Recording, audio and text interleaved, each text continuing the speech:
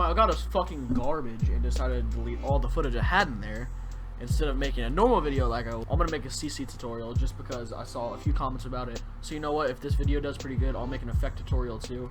It's just like pretty basic. I make all my CCs in Magic Bullet Looks for the most part. So obviously for this tutorial, you'll need Magic Bullet Looks, which is a third-party plugin. It's really not too hard to get, obviously, you know. We'll just act like I paid for mine.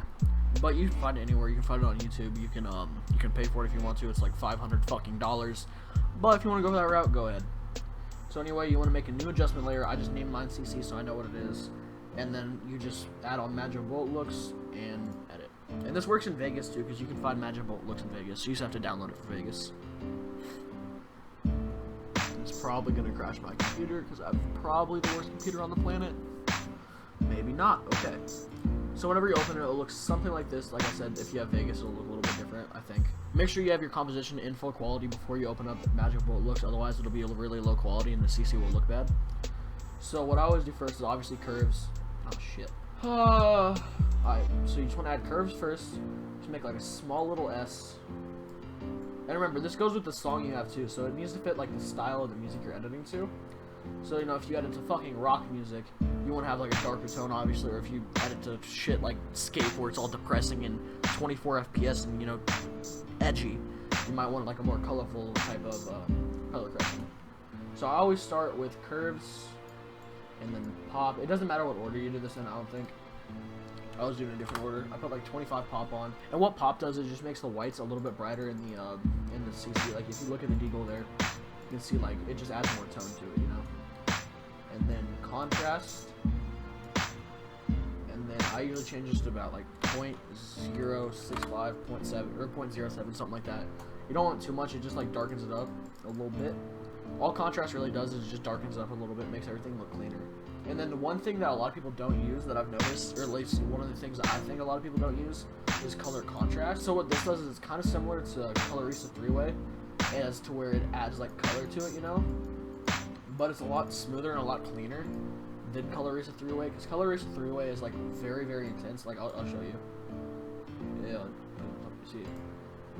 Like you turn that off, and then I click on Colorista 3-way.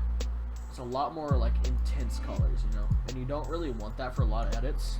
It doesn't look very good. But for this, it's really subtle. And so like I said, the color you pick matters on the kind of edit you're doing. So for the edit I'm doing right now, you guys obviously haven't heard the music, but it would probably fit to do something like this.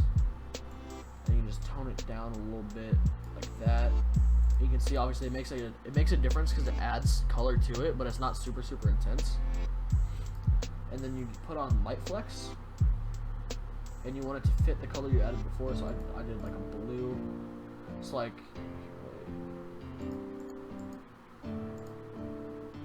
this, make it a little bit more intense.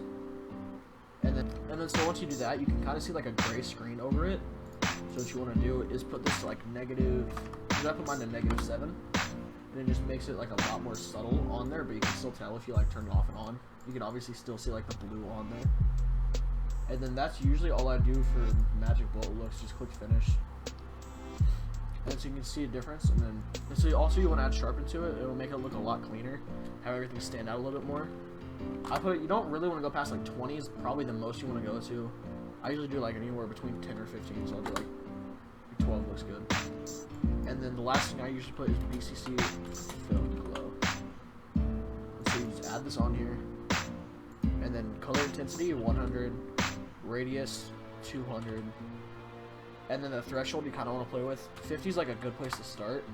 And so for this one, 75 looks pretty good, and you can easily tell the difference between without the CC and with the CC. It just makes everything look a lot nicer. And like I said, it fits the kind of song you're using. So if your song is just a different style, then you definitely want to like play with the colors, play with the amounts and everything like that. But for this one, this is usually what I go with. I might make a CC pack depending on how well this video does as well. Same with an effects tutorial. I don't know, I'm just gonna see what does good on my channel. I know a lot of people subscribe to me for editing, so obviously I don't want to just, you know, post Call of Duty every day, and whoever that's subbing me for editing just fucking kills himself or something. Like, I get that you guys are subbing for editing. But yeah, I hope you guys enjoyed. Hope this helped anyone that didn't really know how to make CCs. I know when I first started editing, CCs was really, really hard for me because everyone makes very, very harsh color corrections. Whenever they first like get Magic Bolt looks, they just fucking put something on it. It looks horrible and they don't really know what they're doing. But yeah, besides that, I hope you guys enjoyed. Everybody asking post when is the album dropping? Ever since the very first day, yeah, that I've been popping. Don't wanna prove you wrong, but shit, you leave me with no option.